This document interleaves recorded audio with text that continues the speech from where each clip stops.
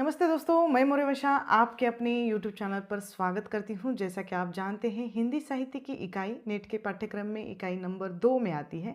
तो हिंदी साहित्य का इतिहास आजकल हम देख रहे हैं, जिसमें हमने हिंदी साहित्य के काल विभाजन की बात की थी। जो प्रथम प्रयास करने वाले जॉर्ज ग्रियर्सन जी का जो काल विभाजन था, जिसका काल विभाजन हमने 11 खंडों में आया हुआ था, वो हमने देखा है।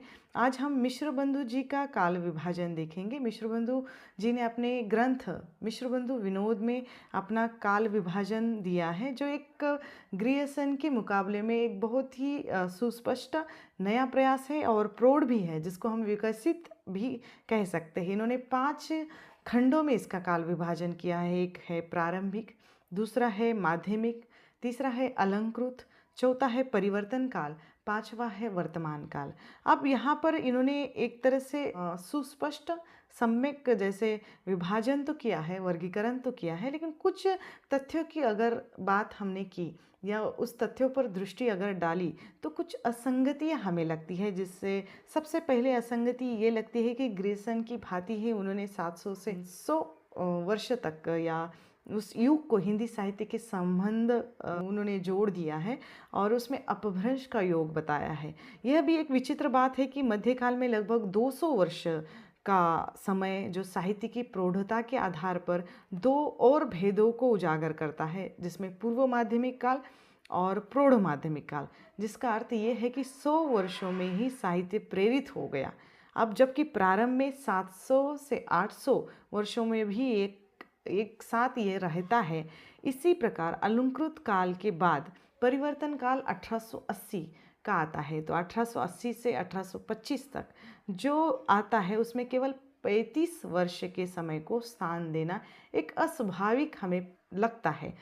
प्रत्येक काल के बाद दूसरा काल आने से पूर्व सदा परिवर्तन होता है, और यदि परिवर्तन काल की अगर संज्ञा हमने यहाँ स्वीकार कर ली तो विभिन्न कालखंडों के जो नामकरण है, तो उस नामकरणों की जो पद्धति है एक जैसी यहाँ अपनाई हुई हमें देखने को मिलती है, जहाँ उन पर अन्य नामकरण जो है विकासवादिता के जैसे सूचक है, वहाँ अलंकार काल प्रवृत्ति पर आधारित है। अपितु इन दोषों के होते हुए भी मिश्र बंधियों का जो प्रयास है एक महत्वपूर्ण है और एक नया प्रयास है और प्रौढ़ है, इसमें कोई संदेह नहीं है, क्योंकि मिश्रबंधु जी ने अपना जो प्रयास किया है बहुत ही अच्छा है। अब पहला जो आरंभिक काल आता है, उसको 2 खंडों में विभाजित किया गया है।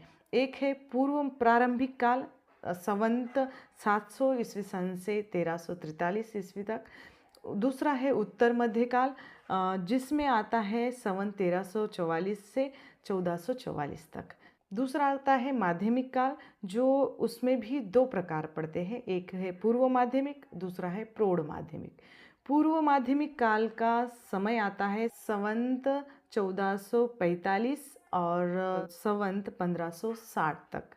प्रौढ़ माध्यमिक काल का समय आता है 1561 से 1680 तक। अब तीसरा काल आता है अलंकृत काल। इस काल को भी मिश्रबंधु जी ने 2 भागों में विभाजित किया है।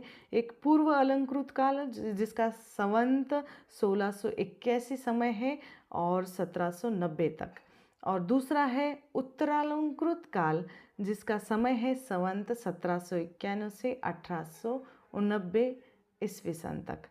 चौथा काल है परिवर्तन काल, जिसका समय है 1890 से लेकर 1925 तक, और पांचवा है वर्तमान काल, संवत 1926 से लेकर अब तक का समय। तो मिश्रबंधु विनोद इस ग्रंथ में जो आने वाले जितने भी कालखंड हैं, जो 5 खंडों में आते हैं।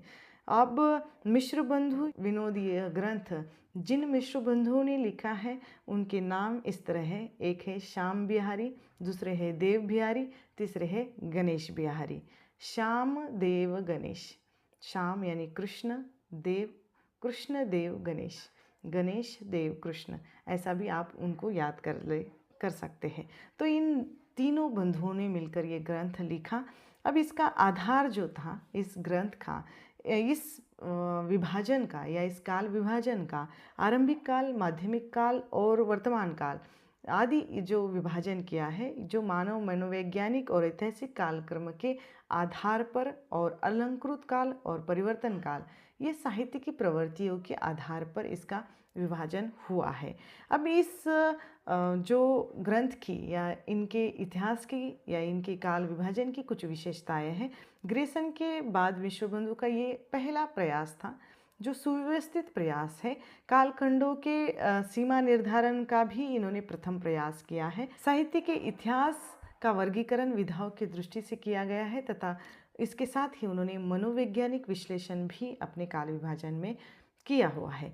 अब इस इतिहास की या इस काल विभाजन की कुछ त्रुटियां भी है।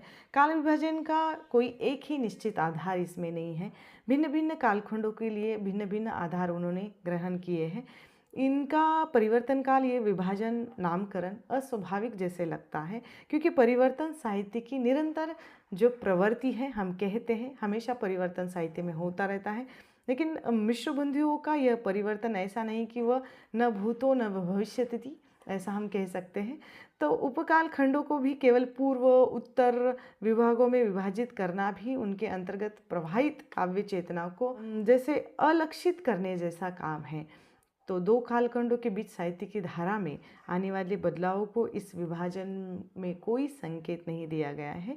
अब हिंदी साहित्य का प्रारंभ 1000 ईस्वी के आसपास बहुमान्य है और जबकि मिश्र बंधु ने संवत जैसे 700 ईस्वी सन से प्रारंभ कर पूर्व में उसको धकेल दिया है और अपभ्रंश साहित्य को हिंदी साहित्य के साथ समेटने की जैसे कोशिश इन्होंने की है। मिश्र बंधुओं के काल विभाजन की उक्त जैसे मैंने जितनी भी अवस्थाएं बताई है, उस अवस्था की अगर आलोचना आचार्य रामचंद्र शुक्ल अगर करते हैं तो उनकी किताब में ये हमें देखने को मिलता है कि उन्होंने कहा है कि अप्रामाणिक तथा गंभीर अध्ययन और चिंतन से ये रहित माना गया है आचार्य रामचंद्र शुक्ल जी ने। ठीक है, तो मिश्र बंधु जी का ये काल विभाजन यहाँ पर समाप्त हो जाता है। आप लोगों को ये काल विभाजन कैसा लगा मुझे कमेंट करके ज़रूर बताइएगा।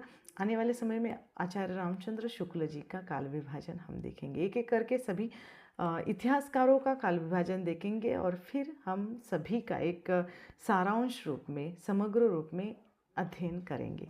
ठीक है, तो यहाँ पर हम रुकते हैं। जल्द मिलेंगे एक नए वीडियो में एक नए विषय के साथ। तब तक के लिए धन्यवाद।